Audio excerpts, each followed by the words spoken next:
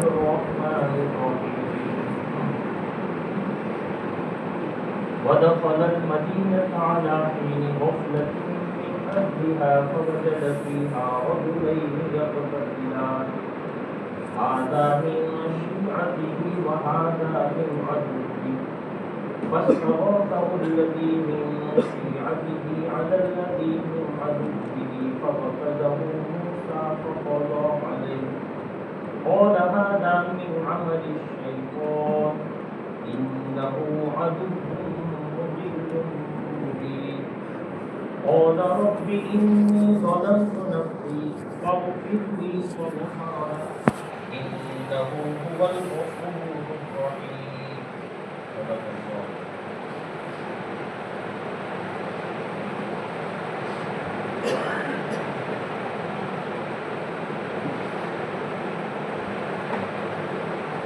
سیدنا موسیٰ علیہ السلام کا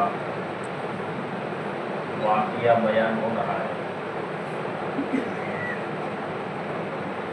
ان کے بچپنے کا زمانہ پورا ہوتا ہے.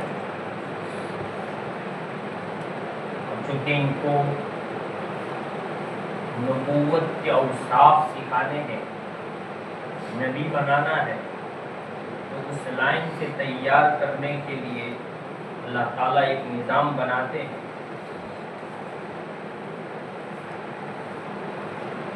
فرعون کے دربار سے حضرت موسیٰ علیہ السلام کو علیحدہ کرنا ہے. میں نے کل بتایا تھا کہ دنیا کا نظام ایک سبب کے تحت چلتا ہے، تو کوئی کارن، کوئی سبب بننا چاہیے تھا کہ جس کی وجہ سے حضرت موسیٰ علیہ السلام فرعون کے دربار سے الگ ہو. تو واقعہ میں نے کل بیان کیا تھا. سیدنا موسیٰ علیہ السلام جہاں وہ بنی اسرائیل جھونپڑیوں میں رہتے تھے، وہاں سے مصر فرعون کا جو شہر تھا اس میں آنے کے لیے سناٹے کے ٹائم میں، رات کے مطلب ابتدائی رات میں جہاں پبلک کی اول جول کم ہو جاتی ہے، اس موقع پر آ رہے تھے اور دیکھا کہ دو انسان جھگڑ رہے ہیں. ایک حضرت موسیٰ کی قوم کے تھے، بنی اسرائیل کے، اور ایک فرعون کی قوم کے. دیکھا اس آدمی نے جو حضرت موسیٰ علیہ السلام کی قوم کا تھا کہ موسیٰ علیہ السلام جا رہے ہیں، تو فوراً اس نے آواز لگائی کہ موسیٰ مجھے بچائیے. سیدنا موسیٰ علیہ السلام نے چھڑانے کی ارادے سے ذرا الگ کرنا چاہا اور وہ چڑھ رہا تھا حضرت موسیٰ پر، تو حضرت موسیٰ نے اس کو ایک مکہ مارا اور وہ وہیں مر گئے. اب اس معاملے میں صرف 3 آدمی موجود تھے، سیدنا موسیٰ علیہ السلام اور وہ 2. باتیں اور کوئی انسان وہاں دیکھنے والا نہیں. بات ہوتے ہو گئی، لیکن فوراً حضرت موسیٰ علیہ السلام کو یہ احساس ہو گیا کہ یہ ایک شیطانی حرکت ہو گئی، شیطان نے کروا دیا. اتنا بڑا معاملہ نہیں تھا کہ جس میں ایک انسان کو مار دیا جائے، اور حضرت موسیٰ علیہ السلام کا ارادہ بھی نہیں تھا اس کو مارنے کا. ارادہ کیا تھا؟ چھڑانے کا، کہ اس کو الگ کر دیا جائے. لیکن خدا کو اور منظور تھا، یہی واقعے کو سبب بنانا تھا فرعون کے دربار سے الگ کرنے کے لیے، فرعون کی جو ہے وہاں اس کے گھر سے الگ کرنے کے لیے. لہذا یہ واقعہ جو ہے جو ہونا تھا ہو گئے. لیکن حضرت موسیٰ علیہ السلام فوراً چوکنا ہو گئے اور بھول تو ہوئی. نبی کا جو مزاج ہوتا ہے وہ یہ ہوتا ہے، بھول ہونے پر فوراً معافی مانگے. فوراً کہا رب انی ظلمت نفسی، اے میرے رب میں نے اپنے نفس پر ظلم کر دی، میں تو غلطی کر بیٹھا، بھول کر بیٹھا، فاغفر لی، مجھے معاف فرما. غلطی ہو جانے پر معافی مانگنا یہ انبیاء کا طریقہ ہے، اور غلطی ہو جانے پر اکڑ کر دکھانا، معافی کے لیے نہ جھکنا، یہ ابلیس کا طریقہ. پورے قرآن کا مطالعہ کیجیے. حضرت آدم علیہ السلام اور حضرت حوا سے غلطی ہوئی تھی. اللہ تعالیٰ نے منع کیا تھا درخت کے قریب جانے سے، لیکن وہ شیطان کے بہکاوے میں آ کر اس امید پر کہ ہمیشہ جنت میں رہنے کو مل جائے گا، وہ پتا وہ درخت کو چکھ لیا. فوراً غلطی ہوئی، لیکن فوراً اللہ کی طرف رجوع کیا. ربنا ظلمنا انفسنا وَإِن لَّمْ تَغْفِرْ لَنَا وَتَرْحَمْنَا لَنَكُونَنَّ مِنَ الْخَاسِرِينَ.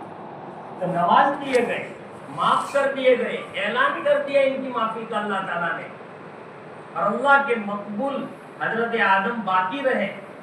وہ سسٹم تھا، غلطی اللہ کی طرف سے ہونی تھی، کیونکہ دنیا میں بھیجنا تھا اس لیے ایک سبب. لیکن وہی غلطی ابلیس سے بھی ہوئی. اس کو کہا فرشتوں کو سجدہ کر، لیکن نہیں کیا، خدا کی نافرمانی کی. تو اس کو جھکنا کے بجائے اور دلیل پر اترا، میں کیوں کروں، میں یہ کروں. تو اللہ تعالیٰ نے قیامت تک کے لیے اس کو مردود قرار دیا. ایسا رسوا کہ کوئی غیر مسلم بھی اپنے بچے کا نام ابلیس رکھتا ہے. معافی مانگنا یہ نبیوں کی صفت ہے، اور اکڑ دکھانا یہ ابلیس کا طریقہ ہے، ابلیس کی عادت ہے. لہذا ہم سے قرآن کی یہ آیت ہمیں سکھاتی ہے، سیدنا موسیٰ کا یہ واقعہ ہمیں سکھاتا ہے کہ اللہ کے معاملے میں کوئی بھول کر بیٹھے، خدا کا کوئی حکم چھوڑ دیا، تب بھی فوراً معافی مانگ لے. اور مخلوق آپ حقوق العباد میں کوئی بھول کر بیٹھے، حقوق العباد میں کوئی غلطی کر بیٹھے، تب بھی ہمارا مزاج کیا ہونا چاہیے؟ معافی مانگنے کا مزاج ہونا چاہیے. فغفر لی، اے اللہ مجھے معاف کر دے. فغفر اللہ، اللہ نے معاف بھی کر دیا. مذہب اسلام میں اللہ کی طرف سے بڑا آپشن ملا ہوا ہے. اگر اللہ کی طرف سے یہ نظام ہوتا کہ گناہ کر دیا تو کھیل ختم ہو گیا، اب وہ معافی کی کوئی شکل ہی نہ ہوتی، تو بتاؤ ہم میں سے سب کتنے بڑے گنہگار بن جاتے. لیکن ہر چیز کو مٹانے کی ایک چیز ہوتی ہے. پینسل سے لکھا تو مٹانے کے لیے ربر ہے، قلم سے لکھ دیا تو مٹانے کے لیے وائٹنر ہے، اور بہت ساری آج کل کی کیمیکل ہوتے ہیں. کتنی چیزیں ہیں جن کو مٹانا ہے تو فوراً مٹ جاتی ہے. گناہ ہو گیا، ایک عمل ہوتا ہے، ایک کام ہوا، اس کو مٹانا ہے تو اس کے لیے اللہ تعالیٰ نے توبہ اور استغفار کا سسٹم رکھا ہے. یہ اللہ کی طرف سے بہت بڑی نعمت ہے، اللہ کی طرف سے بہت بڑی نعمت ہے. اور جب انسان سچے دل سے اللہ کی طرف توبہ کرتا ہے تو انہو هو الغفور الرحیم، بے شک وہ تو ہے ہی معاف کرنے والا اور رحم کرنے والا. صرف معاف ہی نہیں کرتا، رحم بھی کرتا ہے.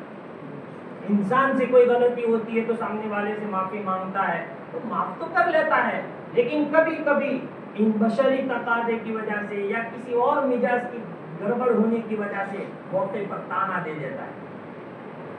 لیکن اللہ کا سسٹم یہ نہیں ہے. ایک مرتبہ معاف کر دیا، فرشتوں کو بھی بھلا دیتے ہیں، نامہ اعمال میں سے بھی مٹا دیتے ہیں، زمین کے ان حصوں سے ان کو بھی گواہ بننے کا موقع نہیں دیتے، رحم کرتے ہیں. دو صفتیں بیان کی قرآن نے، انہو هو الغفور الرحیم، بے شک وہ تو ہے ہی معاف کرنے والا، رحم کرنے والا. انسان تھوڑا لپکتا ہے کہ اللہ تعالیٰ اس کے اوپر رحم کے دریا بہا دیتے ہیں. ایک واقعہ پڑھنے کے زمانے میں حضرت مفتی محمود صاحب باردولی دامت برکاتہ العالیہ نے بیان کیا تھا. بڑا عجیب و غریب واقعہ ہے. اللہ تعالیٰ بندوں پر کتنے مہربان، چھوٹے سی بہانے پر کتنی بڑی مغفرت کا سامان کر دیتے ہیں. بڑا واقعہ یہ ہے کہ ایک آدمی تھا، اپنے اعتبار سے تو بڑا نیک تھا، لیکن اولاد کی تربیت کے سلسلے میں اس سے ذرا کمی رہ گئی تھی. اس کی ایک جوان بچی تھی، آوارہ بن گئی تھی. باپ کی زندگی میں ہی وہ آوارہ بن چکی، نہ کسی کی سننا، نہ کسی کی ماننا، نہ اللہ کا حق ادا کرنا، نہ مخلوق کا حق ادا کرنا. اپنے اعتبار سے بس عیاشی میں پڑی ہوئی. باپ کا انتقال ہو جاتا ہے تو لڑکی کو اور چانس مل گیا. پہلے تو چلو باپ ٹکور کرتا تھا، باپ ڈانٹ دیتا تھا، لیکن اب کوئی کہنے والا نہیں. وہ یہ سمجھتی ہے کہ اب تو میری اپنی دنیا ہے. नौजवान लड़कों के साथ इधर उधर घूमने जाना और अय्याशी में अपना वक्त गुजारना। एक साहिब नजर, साहिब दिल इंसान के ख्वाब में उसके अब्बा आते, आने के बाद जरा उनकी हालत ख्वाब देखने वाला देखता है कि बड़ी गंभीर हालत है, फंसे हुए हैं। उन्होंने ख्वाब में बताया, भाई बहुत बड़ा एहसान होगा तेरा, मेरी एक बच्ची है, खूब अल्लाह को नाराज करती है, उसके गुनाह की वजह से मैं यहाँ फंसा हुआ हूँ, मेरा मामला यहाँ गड़बड़ में आ गया है, प्लीज आप उस बच्ची के पास जाइए और उसको ये मेरा मैसेज सुना दीजिए कि अल्लाह के वास्ते तेरा बाप अंदर में फंसा हुआ है, तू सुधर जा, तौबा ताइब हो जा, अल्लाह से माफी मांग ले। अब ये आदमी सुबह में उठा, भूल गया। दूसरी रात को फिर ख्वाब में वो आते हैं, वही बात कहते हैं। इसने सुबह में उठकर पक्का इरादा किया, अता पता मालूम किया ये लड़की कहाँ रहती है। आखिर वो आदमी वहां पहुंचा तो घर तो लॉक है। अड़ोस पड़ोस में पूछा, यहाँ कोई जवान लड़की रहती है? कि हाँ रहती है, उसके बाप का इंतकाल हो गया? हाँ हो गया। अच्छा वो कहाँ मिलेगी? पड़ोसी ने बताया कि ये तो घर पर रहती ही नहीं है, इधर उधर नहरों पर और पार्कों में घूमने के लिए चली जाती है। आज सुबह में घर से निकलते वक्त वो कुछ बात कर रही थी कि नहर पर नहाने के लिए जाना है, आप वहां चले जाए। अभी अल्लाह का बंदा उस लड़की को तलाश करने के लिए अपने उसके बाप का वो मैसेज उसको पहुंचाने के लिए उस लड़की की तलाश में निकला।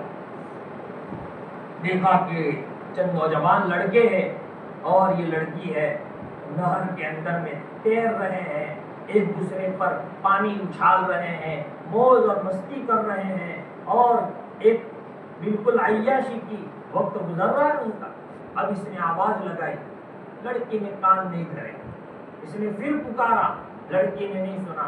इसने कहा, बेटा मैं तेरे बाप का एक मैसेज तुझे पहुंचाने आया हूँ, जरा सुन ले।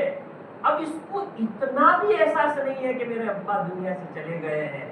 ऐसे मौके पर तो हर एक का दिल फिसल जाता है, लेकिन इसको भान ही नहीं है।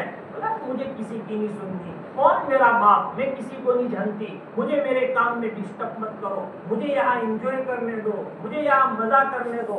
उसने भी कहा, बेटा सुन ले, तेरे बाप 2 दिन से मेरे ख्वाब में आ रहे हैं और तुझे एक मैसेज देना चाहते हैं। उसको चीड़ आई और उसने गोया यूं समझा कि ये मुझे डिस्टर्ब कर रहा है, तो चुल्लू भर के पानी लेकर छींटा उस पर। कहने वाले जो आदमी थे उन पर उसने पानी डाला, वो भीग गए, वापस आ गए, दिल में सोचने लगे कैसी नाफरमान बेटी है, मरने के बाद बाप कब्र में फंसा हुआ है, अल्लाह की गिरफ्त में है और ये मानने के लिए तैयार नहीं है, न बाप की बात सुनने के लिए तैयार है। वो सोचते सोचते अपने घर आ गए। रात को सोए तो वही आदमी फिर ख्वाब में आया था, अल्लाह तुम्हारा भला करे, अल्लाह तुम्हारा अच्छा करे, तुमने मेरी बात मेरी बच्ची तक पहुंचा दी और वो सुधर गई, ये हो गया वो हो गया, मेरा मामला आसान हो गया। अब इसको तो अजीब लगा कि उसने तो सुना नहीं था, मेरी बात नहीं मानी थी, कहाँ तौबा ताइब की बात आ सकती है। उसने फिर ख्वाब में पूछा, भाई मैं तो गया था, वो नहर पर नहा रही थी, नौजवान लड़के साथ थे, मेरी बात ही नहीं सुनी उसने, तो फिर तुम्हारी ये हालत कैसे बदल गई? तुम्हारी जो पकड़ और गिरफ्त का सामान था वो कैसे खत्म हो गया? फिर कहने लगा वो आदमी कि असल में बच्ची ने जब आप पर पानी छिड़का, बच्ची ने आप पर जब पानी छिड़का तो वो पानी का एक कतरा, एक बूंद किसी पत्थर पर जाकर गिरा और उसमें उस पत्थर पर एक कीड़ा था जो काफी टाइम से प्यासा चल रहा था और उसको पानी की तलाश थी। ये कतरा पानी का उस प्यासे कीड़े के मुंह में गया, अल्लाह को ये अदा पसंद आ गई और अल्लाह ने उसके बाप की गिरी। इतना बड़ा रहीम रब اللہ کا ہمیں ملا ہوا ہے. لہذا بہت سی مرتبہ گناہ کرنے کے نتیجے میں دینی مجالس میں نہیں جاتے، شریعت کا علم نہیں ہوتا، تو انسان مایوس ہو جاتا ہے کہ یار میری توبہ اب نہیں ہوگی. حالانکہ اللہ تو اپنے نبی سے اعلان کرواتا ہے، نبی عبادی انی انا الغفور الرحیم. اور نبی اعلان کرو، بتاؤ میرے بندوں کو کہ میں تمہارا رب معاف کرنے والا بھی ہوں، رحم کرنے والا بھی. کل ابن آدم خطاء وخیر الخطائین التوابون. آدم علیہ السلام کا ہر بچہ گنہگار ہے، سب سے بہترین گنہگار وہ ہے جو توبہ کرتا ہے. لہذا ہمیں بھی حقوق اللہ اور حقوق العباد میں یہ مزاج ہونا چاہیے، ہمیشہ اللہ سے معافی مانگتے رہنا چاہیے. موسیٰ علیہ السلام سے بھول ہوئی، فوراً اللہ کی طرف رجوع کیا، اے میرے رب میں نے اپنے آپ پر ظلم کیا ہے، مجھے معاف فرما دے. اللہ نے حضرت موسیٰ کو معاف کر دیا، بے شک وہ تو ہے ہی معاف کرنے والا، رحم کرنے والا. قال ربی بما انعمت علی فلن اکون ظہیرا للمجرمین. حضرت موسیٰ علیہ السلام کو معافی مل گئی تو حضرت موسیٰ نے آئندہ کے لیے پکا ارادہ کر لیا اور اللہ سے عہد کر لیا، اے میرے رب چونکہ تو نے مجھے معاف کر دیا، یہ مجھ پر انعام کیا، آئندہ میں کسی مجرم کی مدد نہیں کروں، آئندہ میں کسی مجرم کی مدد نہیں کروں. اب سوال یہ ہوتا ہے طلبہ عزیز کے علم کے لیے بتاتا ہوں کہ سیدنا موسیٰ علیہ السلام نے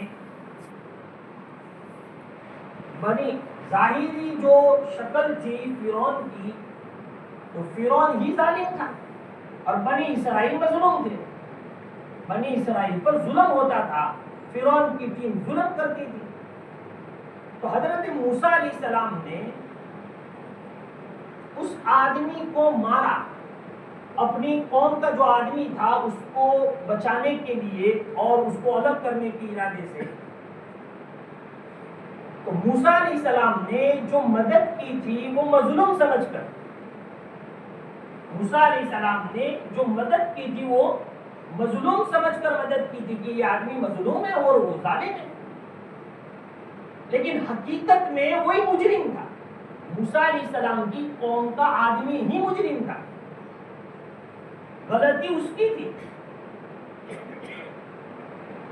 اب یہ بات موسیٰ علیہ السلام کو کب پتہ چلی؟ جب معافی مانگی تو اللہ نے کیا کہا؟ فاغفر لی. موسیٰ علیہ السلام نے کہا کہ مجھے معاف کر دیجئے، تو اللہ نے کہا فغفر لک، میں نے آپ کو معاف کر دیا. تو معلوم کیا ہوا؟ غلطی ہوئی تھی تبھی تو اللہ نے معاف کیا. مارنے میں ذرا چوک ہوئی ہے، لہذا اللہ تعالیٰ فرماتے ہیں کہ ہم نے معاف کر دیا، ورنہ اللہ یوں کہتے کہ نہیں کوئی قصور ہی نہیں ہوا، معافی کی بات ہی نہیں ہے. تو موسیٰ علیہ السلام کو فوراً احساس ہو گیا کہ مجھے تحقیق کرنا تھا، مجھے پتہ لگانا تھا، مجھے معلوم کرنا تھا کہ غلطی کس کی ہے. میں سے یہ جو چپ ہوئی ہے کہ میں نے معلوم کیے بغیر چھڑانے کی نیت سے ذرا اس کو مکہ مارا اور وہ مر گیا ہے، یہ بھول ضرور ہوئی. آگے ایک دوسرے دن پھر یہی واقعہ پیش آیا. یہ معاملہ تو ہو گیا، رات کا معاملہ تھا، 3 آدمی موجود تھے. صبح میں حضرت موسیٰ علیہ السلام گھبرائے اس انتظار میں کہ انکوائری تو ہوگی ضرور، کہ ایک کیس بنا ہے، اب فرعون کے آدمی ہے یہ، تو بادشاہ وقت اس کی تلاشی کروائے گا کہ کس نے مارا ہے. اب یہ سوچ رہے ہیں کہ آخر یہ شک کی سوئی کس پر جا کر ٹھہرتی ہے، کس کا نام آتا ہے مارکیٹ میں. یہی سوچ میں، یہی خوف میں، فطری خوف انسان کو ہوتا ہے کوئی معاملہ ہو جائے، نبی کو بھی اس طرح کا خوف اور خطرہ ہوتا ہے. دوسرا دن ہوا، اچانک موسیٰ جا رہے تھے تو وہی بنی اسرائیل جو کل جھگڑ رہا تھا آج کسی اور سے جھگڑ رہا،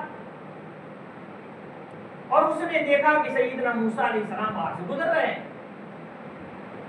تو فوراً اس نے پھر پکارا، یہ سمجھ کر کہ موسیٰ تو میرے خاندان کے ہیں تو میرا ضرور سپورٹ کریں گے.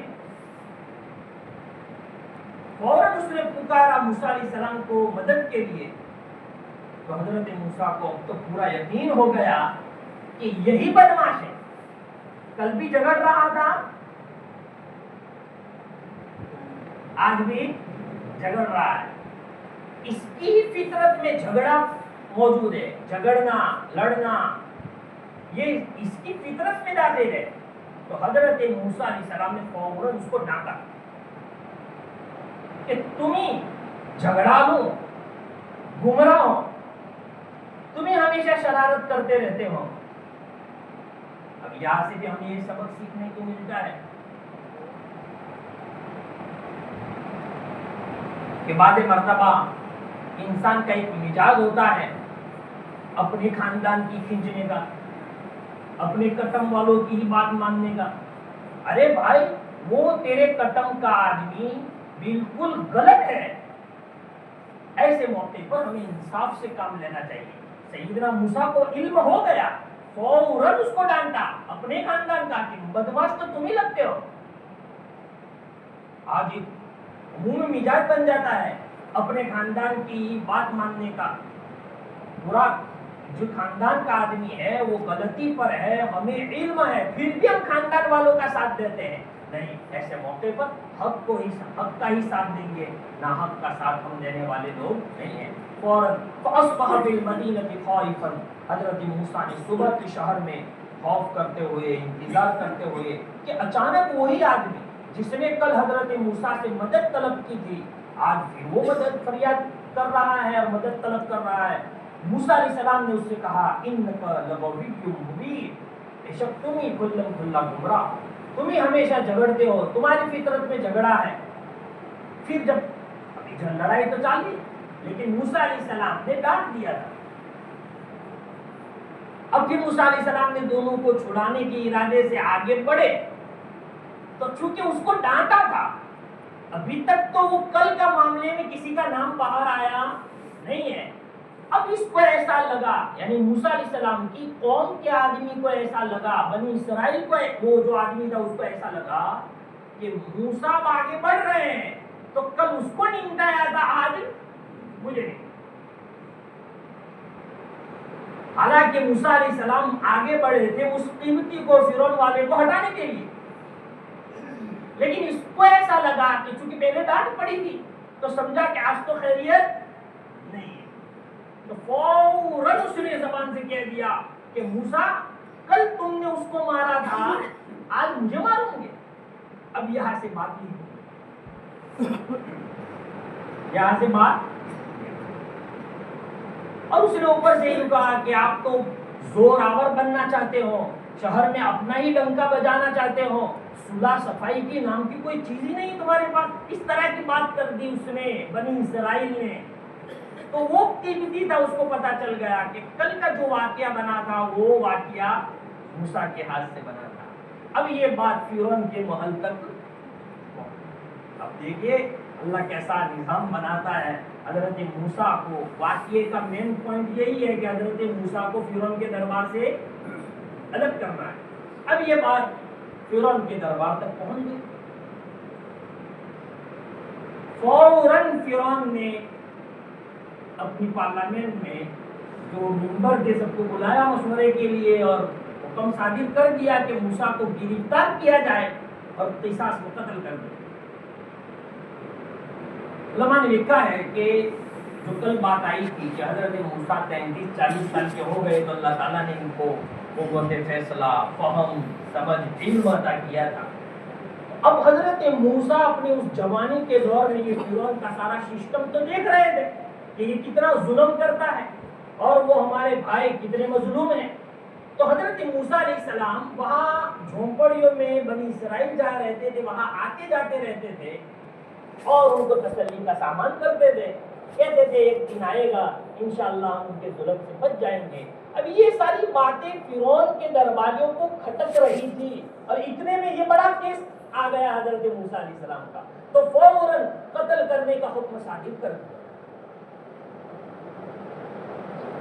پھر جب ارادہ کیا کہ موسیٰ علیہ السلام نے کہ چھڑاوے پکڑے اس آدمی کو جو دونوں کا دشمن ہے، یعنی وہ فرعون جو قوم کا آدمی لڑ رہا تھا، تو وہ بنی اسرائیل کے آدمی نے کہا اے موسیٰ، کیا تم یہ چاہتے ہو کہ مجھے قتل کر دو جیسا تم نے کل ایک نفس کو قتل کیا؟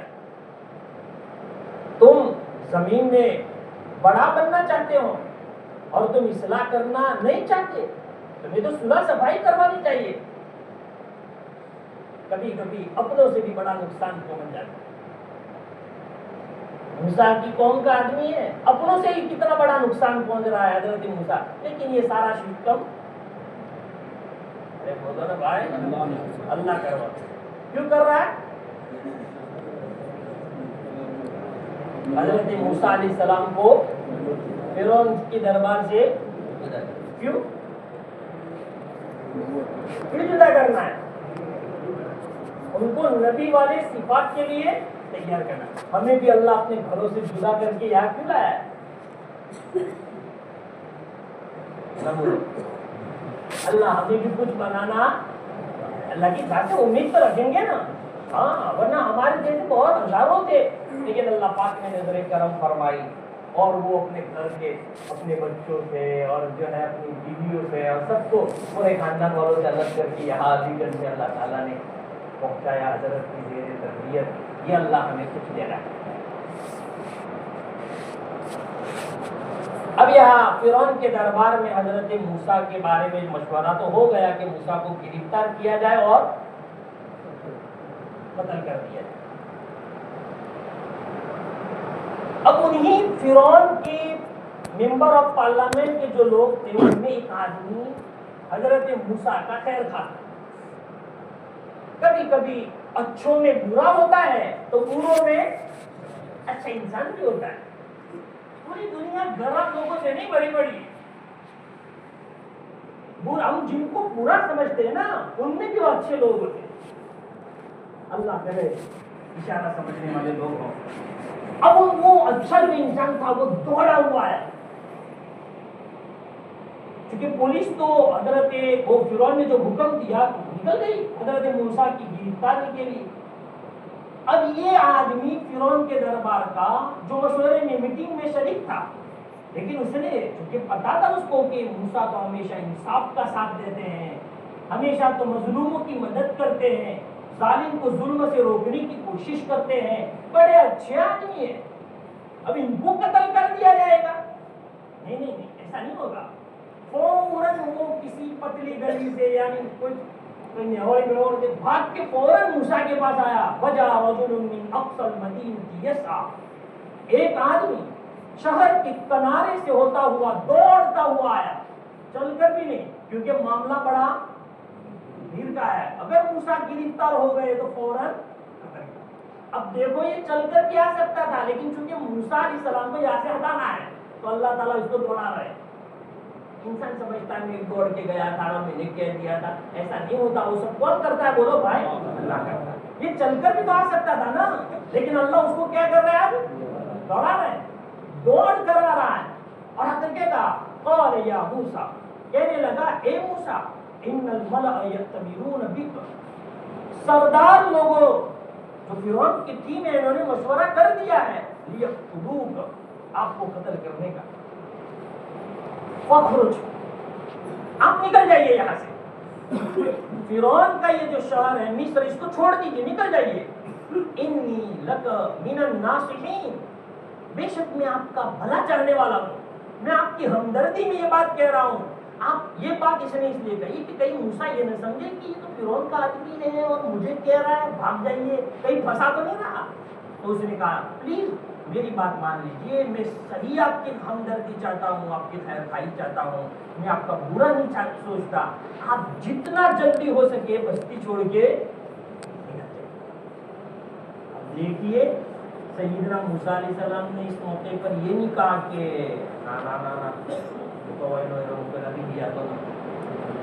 سبب اختیار کرنا، یہ نبی سے بڑھ کر اللہ کی ذات پر کسی کا بھروسہ نہیں ہوتا، لیکن نبی اپنے عمل سے دکھاتا ہے کہ اسباب کی دنیا میں انسان کو سبب اختیار کرنا چاہیے، اور سبب اختیار کرنے کے بعد سیدھی نظر کس پر ہونی چاہیے؟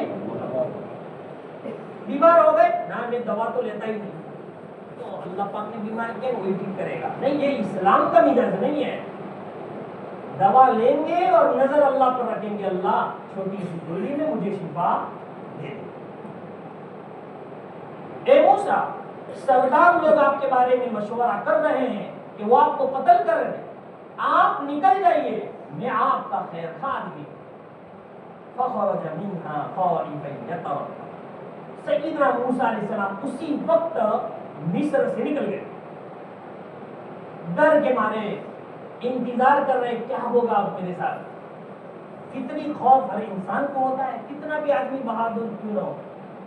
اب دیکھیے حضرت موسیٰ علیہ السلام کی کنڈیشن کو ذرا اپنے دماغ میں لائیے، پوری حکومت کی پولیس جس کی گرفتاری میں نکلی ہوئی ہو اور یہ اعلان کر دیا گیا ہو کہ ان کو پکڑ کر ان کو قتل کر دیا جائے، اب ایک ایسا آدمی بستی چھوڑ کے جا رہا ہے، کہاں جاؤں گا، کہاں پناہ لوں گا، بے سہارا ہے، کوئی چیز پاس میں نہیں ہے، میں کہاں جاؤں گا، کوئی ایڈریس نہیں ہے۔ آج کا زمانہ ہوتا تو انسان میپ پر بھی کچھ سرچ کر لے کہ بھئی آگے کون سا سستی آ رہی ہے، کہاں ہے، کوئی ٹھہرنے کی جگہ، کوئی ہوٹل، کیا کچھ بھی نہیں ہے۔ اب ایسی، اب دیکھیں سیدنا موسیٰ علیہ السلام پر کتنے سخت حالات چل رہے ہیں۔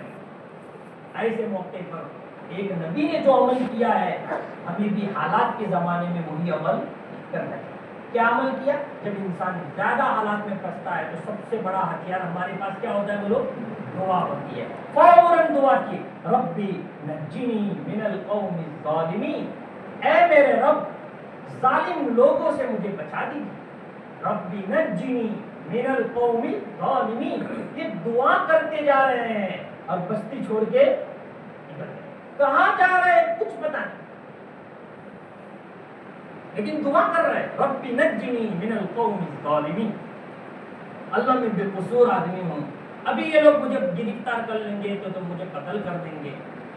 وہ جو بے قصور کا نام آتا ہے اور جب اس کو جیلوں کی سلاخوں میں ڈالا جاتا ہے تو اس پر بیتتی ہے کہ میں بے قصور کتنے سالوں سے جیلوں میں پڑا ہوا۔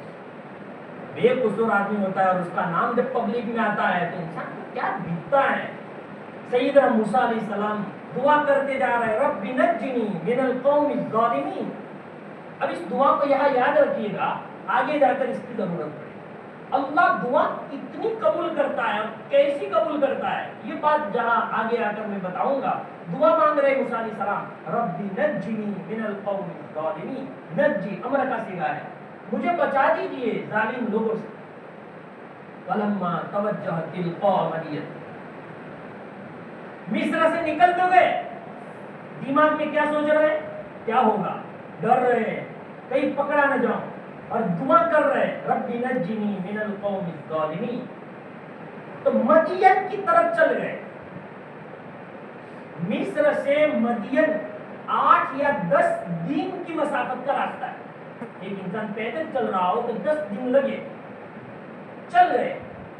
اب پھر دعا کر رہے ہیں فلما توجہ تلقاء مدین، جب رخ کیا مدین کی طرف، کہا امید ہے کہ میرا رب مجھے سیدھی راستے کی طرف رہنمائی کرے گا۔ عسا ربی ان یہدینی سواء السبیل، اللہ مجھے صحیح جگہ لے جائے گا۔ علماء نے لکھا ہے کہ مصر سے مدین جانے کی 3 راستے ہیں، ایک بائی پاس سیدھا تھا اور دوسرے تھوڑے ٹیڑے میڑے تھے۔ اب اللہ کا نظام دیکھیے، موسیٰ علیہ السلام کو سیدھا جو راستہ تھا اسی پر اللہ تعالیٰ نے چلایا۔ اب فرعون کی پولیس، حکومت کی پولیس جو تھی وہی سوچی کہ بھاگا ہوا آدمی سیدھے راستے پر نہیں جاتا، وہ تو چھپتا ہوا جاتا ہے، لہذا ساری پولیس ڈھونڈ رہی ہے دوسرے راستوں پر اور موسیٰ عافیت سے جا رہے ہیں۔ دعا کیسے کام کر رہے کہ اللہ مجھے سیدھے، میں جا تو رہا ہوں مدین کی طرف لیکن وہاں کہاں رہوں گا، میرے لیے کہاں کون سی جگہ ہوگی ٹھہرنے کی، کہاں پناہ ملے گی، کہاں سپورٹ ملے گا، اللہ میری رہبری کیجیے، مجھے سیدھا لے جائیے، کہیں ایسا نہ ہو کہ یہاں سے تو چھوٹا وہاں جا کر پھنس جاؤ۔ بہت سے مطلب ایسا ہوتا ہے ایک انسان ایک چیز سے نکلتا ہے بہت مشکل سے اور دوسرے نے جس پہ ہاتھ ڈالا اسی میں پھر پھنس گیا۔ اس لیے دعا کر رہے ہیں، لہٰذا ہمیں بھی قرآن کیا سکھاتا ہے کہ سکھ ہو کہ دکھ ہو ہمیشہ دھیان کس کی طرف رہنا چاہیے، اللہ کی طرف۔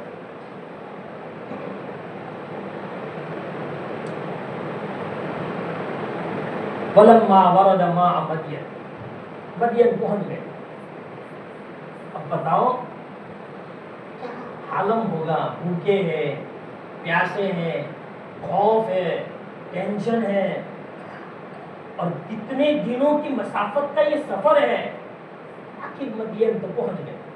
وَلَمَّا وَرَدَ مَاءَ مَدْيَنَ، جب مدین پہنچے دعا تو جاری، تو اب دعا کے پورا ہونے کا ٹائم آ رہا ہے۔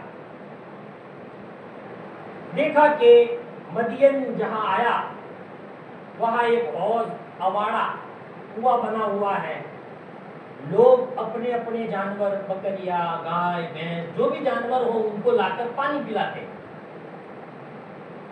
سیدنا موسیٰ علیہ السلام نے دیکھا لوگوں کی بھیڑ ہے، کوئی ٹھہر نہیں۔ فرعون کی حکومت کا دائرہ، اس کی بارڈر وہاں ختم ہو جاتے ہیں، مدین میں اس کی حکومت نہیں چلتی، تو تھوڑا اطمینان تو تھا، لیکن پھر بھی خوف تو باقی ہے۔ وہی کھڑے ہیں، اچانک نظر پڑی دو لڑکیوں پر کہ جن کے پاس جانور ہیں، اور جانور پانی پینے کے لیے پڑ رہے ہیں، اور یہ لڑکیاں ان کو روک رہی ہیں۔ سب سے زیادہ خیر خواہ نبی ہوتا ہے، اور چونکہ اللہ کو ان کو نبی بنانا ہے، فوراً حضرت موسیٰ علیہ السلام ان دو بچیوں کے پاس گئے اور کہا کیا بات ہے، تم پانی کیوں نہیں پلاتے اپنے جانوروں کو؟ انہوں نے جواب دیا کہ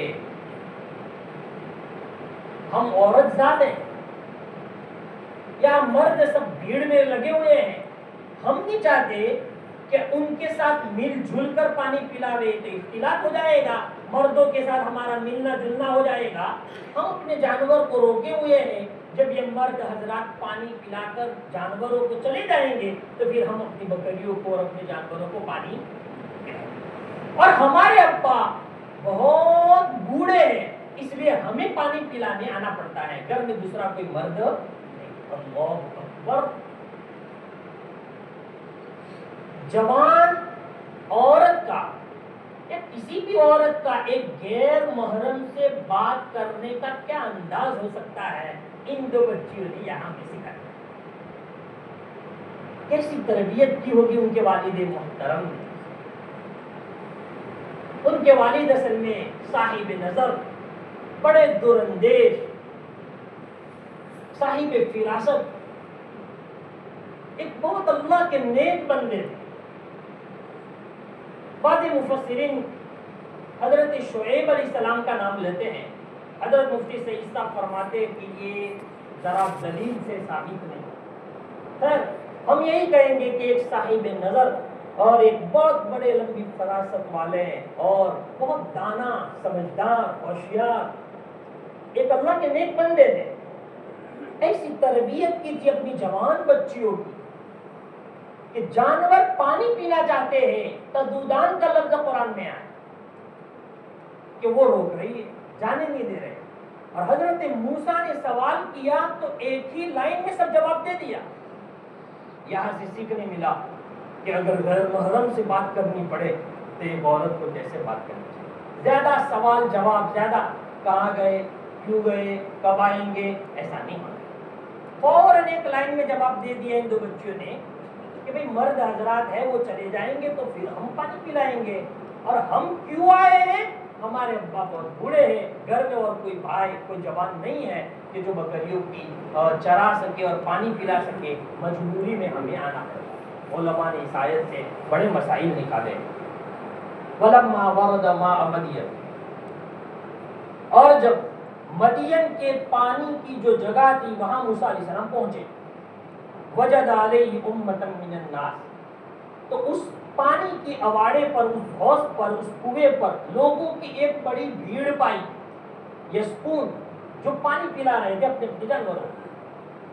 ووجد من دونہم امرأتین تذودان، اور ان کے ورے پیچھے کی طرف دو عورتوں کو پایا جو اپنے جانوروں کو روک کے کھڑی ہے۔